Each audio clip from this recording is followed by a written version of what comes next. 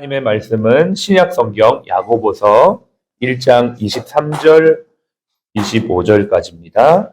372페이지 신약 성경 야고보서 1장 23절에서 25절까지 함께 보겠습니다. 신약 성경 372페이지 야고보서 1장 23절로 25절 같이 읽습니다. 누구든지 말씀을 듣고 행하지 아니하면 그는 거울로 자기의 생긴 얼굴을 보는 사람과 같아서 제 자신을 보고 가서 그 모습이 어떠했는지를 곧 잊어버리거니와 자유롭게 하는 온전한 율법을 들여다보고 있는 자는 듣고 잊어버리는 자가 아니요 실천하는 자니 이 사람은 행하는 일에 복을 받으리라. 아멘. 오늘은 3월 19일 화요 주제 예배로 예배를 드립니다. 듣기는 마음쓰기라는 제목으로 함께 좀 말씀을 나눕니다. 계절마다 냄새가 있어요. 오늘 아침에 출근하는 길에 봄 냄새가 확 나더라고요. 느끼셨어요? 병원에 계신 분들 좀 많이 안타깝습니다. 이렇게 병원에 계셔가지고 바깥의 공기를 많이 이렇게 느낄 수 있는 기회가 없는데 병원 퇴원하셔서 봄이 벌써 이렇게 가까이 와 있다는 것이 벌써 향기로 느껴지더라고요. 사람마다 또 향기가 있다고 합니다. 특별히 우리 대한민국 사람들에게는 무슨 냄새가 난다고 하죠? 마늘 냄새가 난대요. 우리는 모르는데 외국에 나가면 그렇다고 하더라고요. 터키를 간 적이 있습니다. 터키를 갔는데 지하철을 탔습니다. 여름이었는데 거의 정신을 잃을 정도로 힘들었습니다. 그 서양 사람들에게 특유의 냄새가 나더라고요. 사람마다도 냄새가 나고 또 계절마다도 다 향기가 있는데 성경은 우리에게 이렇게 말합니다. 우리는 그리스도의 향기다라고 이렇게 말합니다. 저와 여러분들이 오늘도 만나는 자들에게 그리스도의 향기를 나타낼 수 있기를 바라면서 한번 축복합시다. 당신은 그리스도의 향기십니다. 당신은 그리스도의 향기십니다.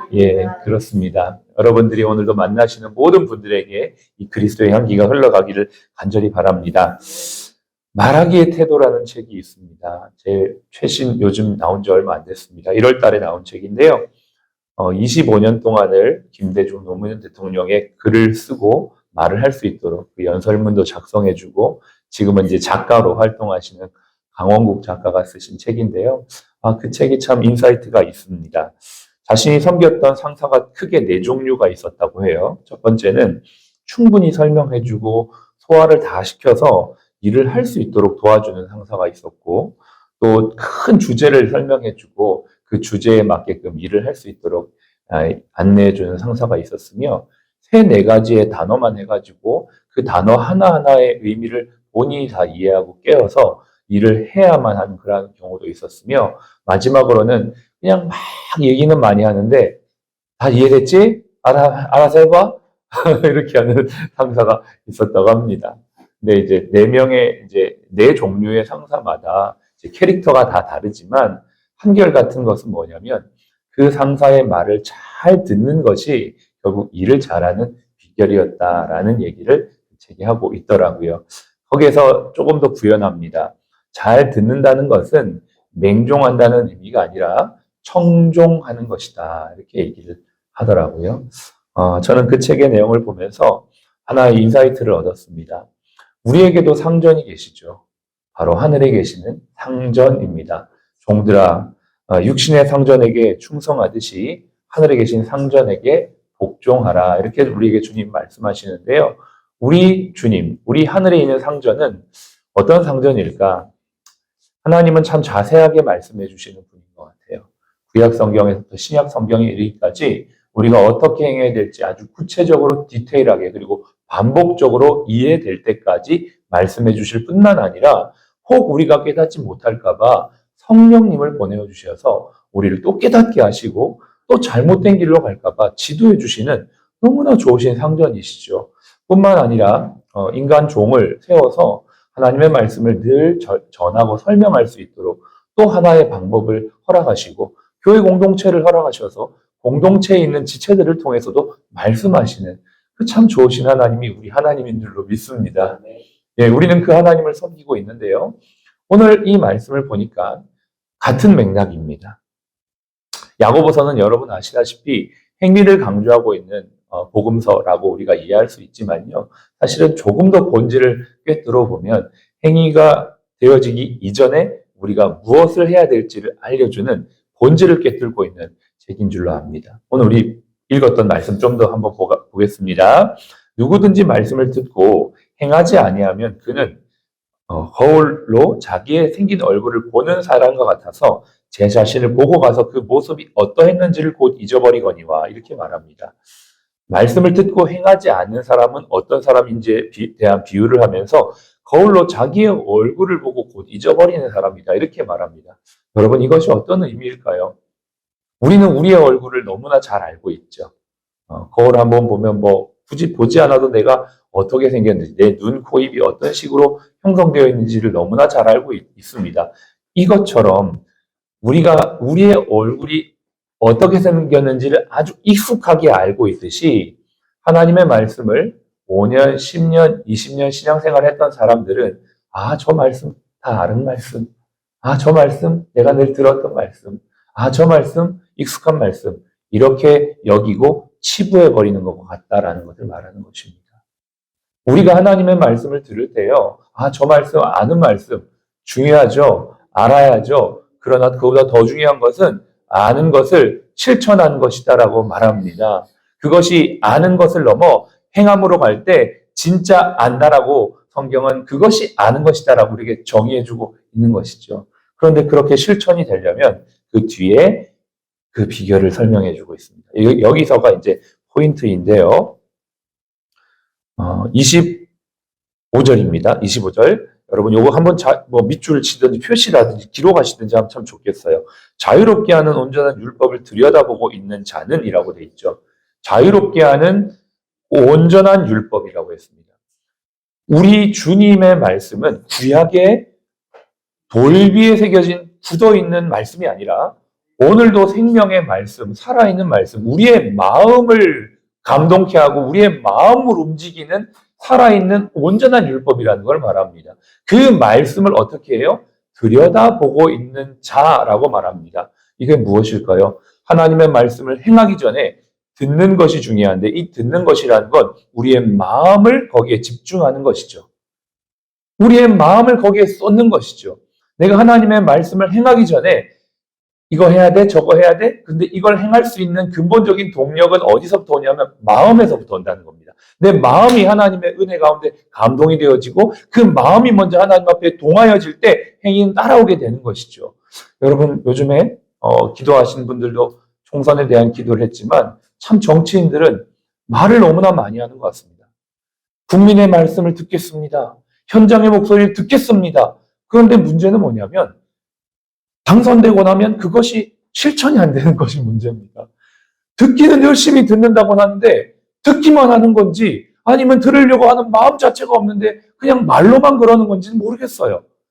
행하지가 않는 거예요. 실천이 안 되는 겁니다. 여러분 우리 정치인들의 신뢰지수가 가장 바닥에 있는 거 아시죠? 왜냐하면 그만큼 행위가 없는 것입니다. 그런데 저는 그 모습을 보면서 우리의 모습을 다시 한번 반추해보게 됩니다. 과연 나는 어떠한가? 나는 하나님의 말씀을 듣고 행하며 살아가고 있는가? 아니 그 이전에 나는 정말 하나님의 말씀을 진정성 있게 듣고 살아가고 있는가를 돌아보게 되는 것이죠. 제가 사실 처음 병원 사역을 하면서 병원장님과 이야기했던 때가 참 엊그제같이 생생하게 기억이 납니다. 2월 달에 만났죠. 2월 말에 만났는데 지금 이제 병원 사역한 지 꼭 만 2년이 된 것 같아요. 그때 제가 병원장님께 그런 얘기를 했습니다. 병원장님 제가 교회를 섬기고 있고 제가 맡겨진 사역이 있어서 병원 사역의 시간을 이렇게 어느 정도까지 제가 쓸 수 있고 나머지는 제가 교회 사역에 좀 집중을 해야 될 것 같습니다. 이런 얘기를 했습니다. 제가 그때 한 60%는 교회 사역에 에너지를 쓰고 한 40%는 병원 사역을 하겠습니다. 이런 얘기를 했던 것 같아요. 제가 아무 일도 하지 않고 아무 사역자도 아니고 그냥 오롯이 병원 사역만 했다면 100%를 다 할 수 있겠지만 제 시간이 일단 주어진 것이 이러니 제가 제 최선을 다해서 하지만 제 상황은 이렇습니다. 그렇게 얘기했을 때 원장님께서 흔쾌히 그것들을 허용해 주셨습니다. 그리고 사역을 했습니다. 한 3개월 정도 사역을 했나요? 병원을 이렇게 다니면서 환자들을 위해서 기도해 주는데 어느 날 제 마음에 하나님께서 큰 감동을 주시는 거예요. 내 마음과 내 눈이 어디에 있는 줄 아느냐? 저렇게 힘들고 아프고 소외된 사람들을 향해 있다. 이렇게 말씀을 하시는데 제가 너무 큰 감동을 받았어요. 그러면서 제 시간을, 우선순위를, 에너지를 차츰차츰 이쪽으로 옮기게 되는 겁니다. 실천이 달라지고 행동이 달라지는 그 이면의 핵심에는 무엇이 있었냐면 바로 마음의 감동이 있었습니다. 여러분, 사람이 바뀌는 것은요, 어떠한 행위를 해야 된다라는 당위의 문제라기보다는 마음이 움직일 때 그것을 하는 걸 보게 됩니다. 그리고 우리가 이 일들을 계속적으로 지속해 나갈 수 있는 원동력도 우리의 마음의 감동이 부어져야 될 때, 마음의 감동이 있을 때 그 일들을 계속적으로 지치지 않고 할 수가 있는 것이죠. 여러분, 어떻습니까? 여러분의 삶이 매일 똑같습니까? 여러분 들려지는 하나님의 말씀이 늘 똑같은 말씀입니까? 그렇다면 여러분, 우리는 우리의 마음을 돌아봐야 합니다. 저 다 아는 얘기인데? 내가 늘 들었던 말인데? 아니요. 그것 이전에 우리의 마음이 하나님 앞에서 정말 어떠한지를 돌아보는 것. 매일 매너리즘에 빠져 있고 지루하고 지치고 반복되어 있다면 우리는 우리의 마음을 돌아봐야 될 줄로 믿습니다.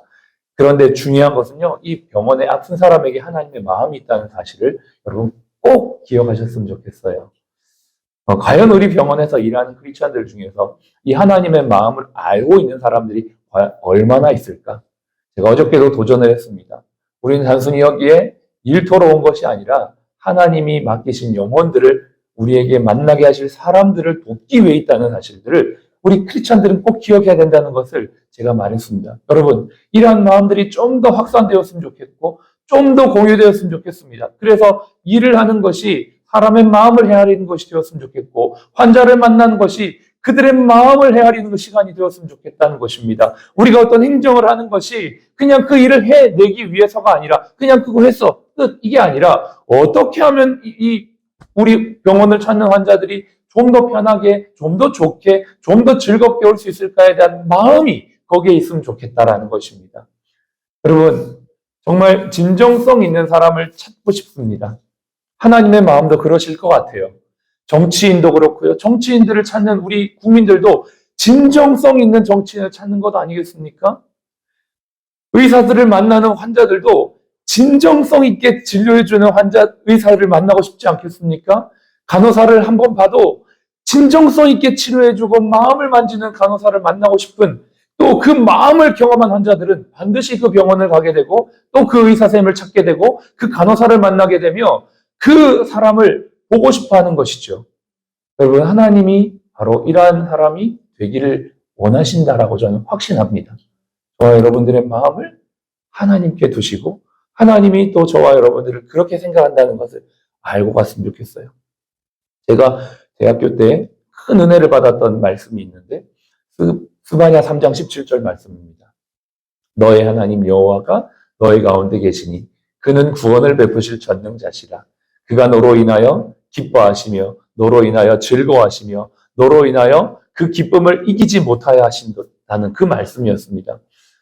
제가 그 말씀을 들으면서 하나님의 마음이 나에게 있구나. 정말 세상 사람 다 나를 몰라줘도 하나님은 나를 포커스하고 있구나. 나를 그렇게 주목해주고 있구나. 나를 그렇게 사랑해주시고 있구나. 제가 그 안에서 저의 낮아진 자존감이 회복되어지고 저의 상처난 마음이 회복되어지고 저의 어떤 억눌렸던 사람들을 의식하는 마음들이 풀어지면서 하나님 앞에서 얼마나 큰 자유를 누리고, 뭐 내적 치유 다 필요 없어요. 하나님 만나니까 내적 치유 다 됩니다. 무슨 쓴뿌리 다 날아갑니다. 그 기쁨과 감격이 내 안에 있을 때 그때서야 비로소 다른 사람들을 돌아볼 수 있는 힘과 능력이 생기는 것들을 보게 됩니다. 여러분, 우리는 어떤 당위를 말하는 것 이전에 하나님이 여러분의 마음을, 여러분의 아픔을, 여러분의 생각을, 여러분의 일거수일투족을 관심 갖고 있다는 이 사실, 여러분에게 하나님의 마음이 있다는 이 사실들을 여러분 날마다 이 아침에 확인하시길 바랍니다. 그리고 사랑하는 아들아, 사랑하는 딸아, 내가 너를 향한 이 마음을 또 다른 사람들에게 좀 전해줄 수 없겠니? 라고 주님이 말씀하고 있다는 이 사실. 그 마음, 하나님의 마음과 내 마음이 딱 만났을 때 우리는 예, 주님, 제가 그렇게 살겠습니다라고 순종하게 될 수 있는 힘이 임하게 될 줄로 믿습니다. 금요일날 사실 제가 찬양 예배 드리면서 펑 터졌죠. 주체할 수 없이 눈물이 났는데 그것 때문이었어요, 사실. 저는 사실 드라마를 보고 슬픈 장면을 본다고 해서 눈물이 난 적은 한 번도 없습니다. 근데 유독 그렇게 하나님의 마음이 제 안에 빵 들어왔을 때 참을 수가 없는 눈물이 터질 때가 있습니다. 그리고 그날 또 소망교회에서 성교회 팀에 왔는데 병원을 향하는 하나님의 마음들을 나누는데 막 제 안에 또 감동이 되는 거예요. 눈물이 나는 거예요. 뭐 어떻게 할 수가 없이. 여러분, 우리가 환자를 치료할 때 저 사람의 아픔을 보면서 눈물 흘릴 수 있기를 바라요.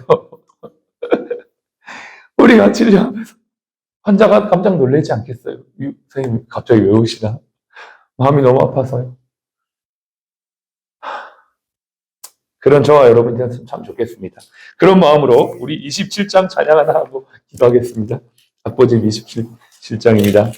아버지 당신의 마음이 있는 곳에 나의 마음이 있기를 원해요. 아침에 기도하는데 이 찬양이 너무나 많이 생각이 났습니다. 우리 병원에 하나님의 마음이 있어요. 여러분, 지금 여러분의 삶에 하나님의 마음이 있어요. 이 마음을 여러분 오늘도 주님 모르는 사람들에게 나눠주는 저와 여러분이 되었으면 좋겠습니다.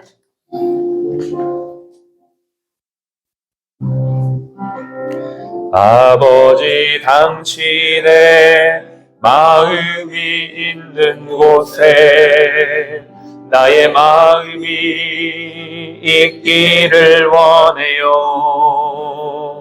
아버지 당신의 눈물이 고인 곳에 나의 눈물이 보이길 원해요. 아버지 당신이 바라보는 영혼에게 나의 두 눈이 향하길 원해요. 아버지 당신이 울고 있는 어두운 땅에 나의 두 발이 향하길 원해요. 나의 마음이 아버지의 마음 알아. 내 모든 뜻 아버지의 뜻이 될 수 있기를 나의 온 몸이 아버지의 마음 알아. 내 모든 삶 당신의 삶 되기를 나의 마음이 아버지의 마음 알아.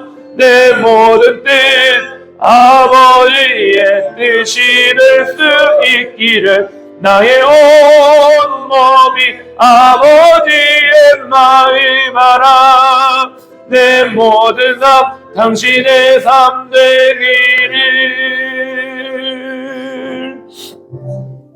하나님, 우리는 너무나 부족합니다. 나의 아픔과 나의 상처와 나의 어려움만을 해결받고 싶어하는 본질상 죄인인 저희들이 됨을 고백합니다. 그러나 그런 저희들을 주님이 찾아와 주셔서 우리를 고쳐주시고 회복시켜주시고 사랑하여 주셔서 내 마음이 너에게 있다라고 말씀하시는 그 주님의 음성을 듣고 오늘도 진정한 자유와 회복과 능력으로 주님 그 마음을 이제는 나누는 자들이 될 수 있도록 도와주시기를 원합니다. 특별히 병원의 밝은 빛 가운데, 좋은 병실 가운데, 깨끗한 옷 가운데 좋은 물을 마시며 좋은 음식을 먹지만 그 마음은 여전히 어둠 가운데, 두려움 가운데, 슬픔 가운데 매여있는 영혼들이 너무나 많습니다.